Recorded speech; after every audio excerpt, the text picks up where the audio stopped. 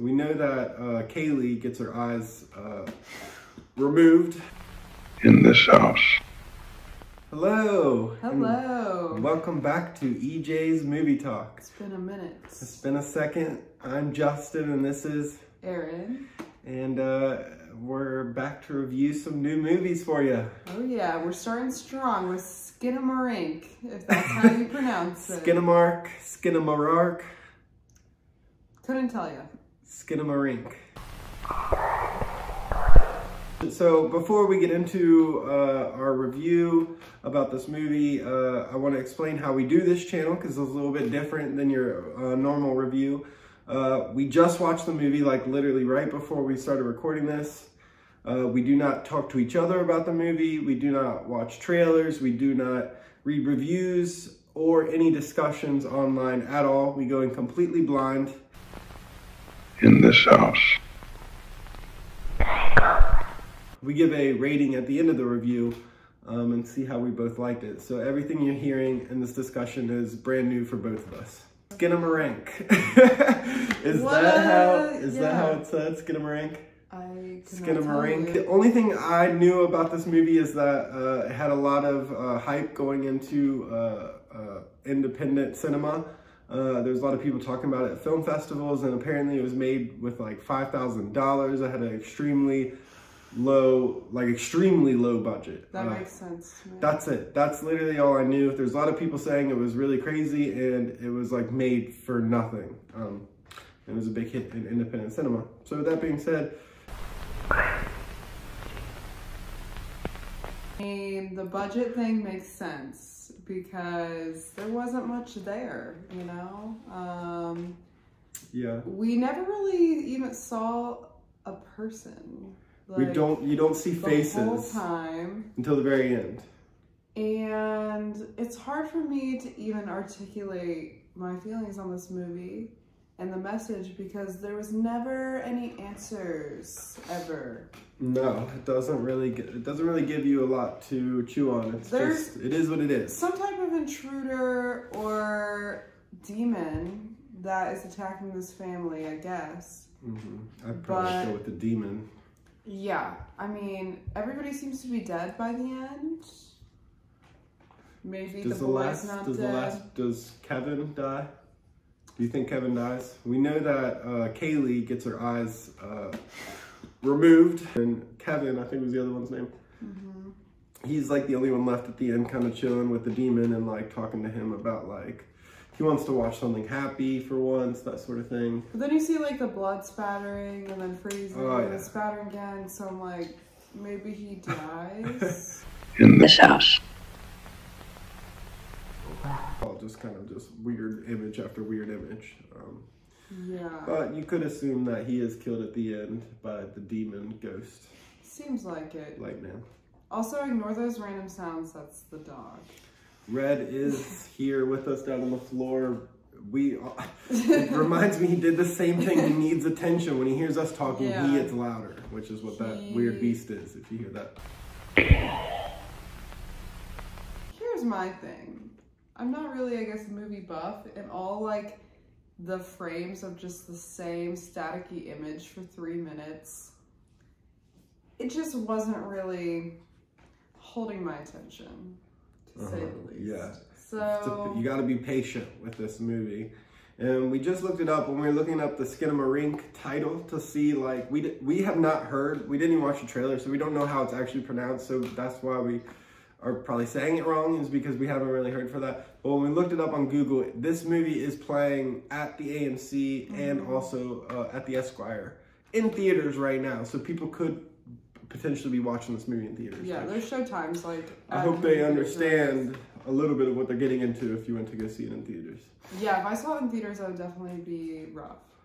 Yeah, I wouldn't ever take somebody blindly into this movie in theaters. Although I did take Erin blindly into the movie, I did tell her it was going to be a very weird sort of horror movie. So that was really all I gave her. So that probably wasn't even enough for her. And I will say, I am very easily scared. Yes. I'm scared of everything in movies. This movie did not scare me at all. Not even a little bit. It's more of a vibe. More of it's just more like of a creepy vibe, loud jump scares, that the movie moves in such a slow pace that by the time we get to these more fun jump scares, we've stopped paying attention. So the jump scares didn't even get us in particularly that good, because by the time they gave it to us, we were already like drifting away from what's going on with the screen. Well, they had opportunities to do more, like, oh, look under the bed. He looks under the bed and there's no scare. He just looks up and... Which that scene in particular was like building up tension, and it was doing very, very well, but it just kept going so long that at a certain point we stopped. Yeah, they just didn't really deliver. Being super invested, and it did end with like a weird, another weird like noise jump scare, but like once again, we were waiting 30 minutes just for a weird loud jump scare, so it's not really, the payoff isn't really there.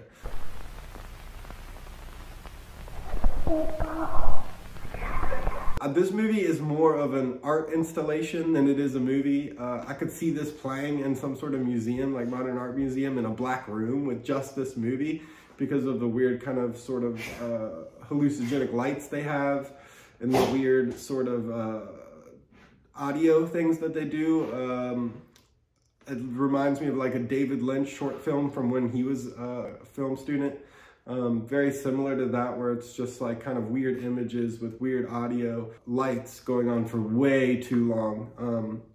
Which this movie has an hour and 40-minute runtime, which is just not forgivable for me, honestly. When I saw an hour and 40 minutes, I'm like, then they better deserve that runtime, especially for a movie that seems like it's just sort of a trippy, hallucinogenic nightmare.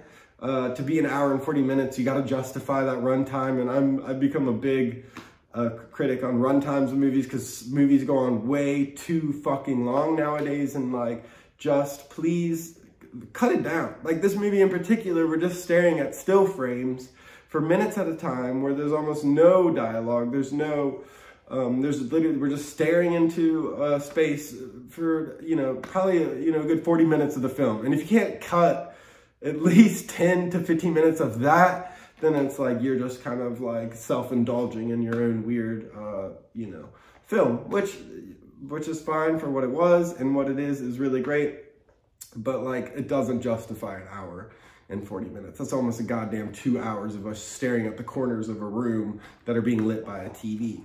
That kind of made me angry. But those are kind of the bad things. I want to talk about the good things a little bit. It's a very, very trippy film. At one point I turned out a light because I just wanted to zone in on just the weird kind of visuals that it was giving.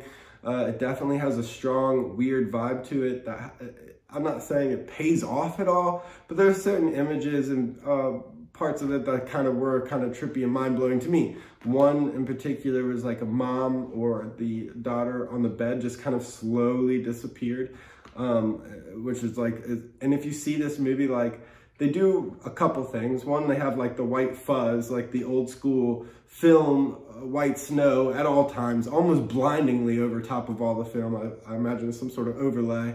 They also have a light distortion blur on top of that. So your blacks look like faded reds with the snow on top of it. So that in particular, I mean, it's cool, like, and all, but like at a certain point, you'll start losing what the image is after they hold it on it long enough, and it's very fuzzy at all times.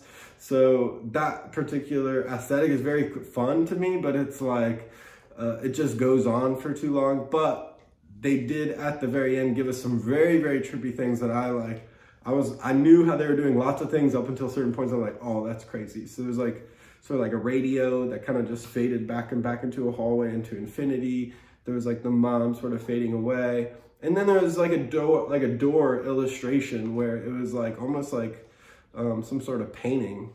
But then it like faded away and it was just the door, and it kind of showed it from how it being normal into like the painting at once, which I thought was really cool. And then another thing they did in the beginning that they didn't really do a lot towards the end was like, they would have a shot of a corner of the house, and then like weird audio would come in and they'd have a door there, or they'd have a window there, or they'd have that, and then it would go away again. It was very trippy and very weird. So I thought that like all that stuff was very fun. The ending it had its own thing, lots of weird faded images, a lot of creepy jump scares, not worth an hour and 40 minutes, but I thought it was cool. I liked the idea that was there. Just there's almost no story to this. It's just completely, like I said, it's like an art installation to me. It's just, you know, there's no plot line. And I'm a big plot guy. I think if anybody enjoys a good, strong story, it's me. So for a movie like this, you know, it's hard for me to sit through. But I did enjoy it for the cool things it did. I will say I didn't know there was only a $5,000 budget. That makes a lot more sense because I was like so confused. I mean, clearly it's in theaters right now. You can go see this movie in theaters. Yeah. So it's not like that sort of budget limited it to a smaller release when it is in theaters. But yes, you can tell immediately that they made this, you know, off a very, very small budget. All the audio in this movie is like heavily reverbed, heavy bass, everything sounds like an echo inside of an echo, farther and farther away.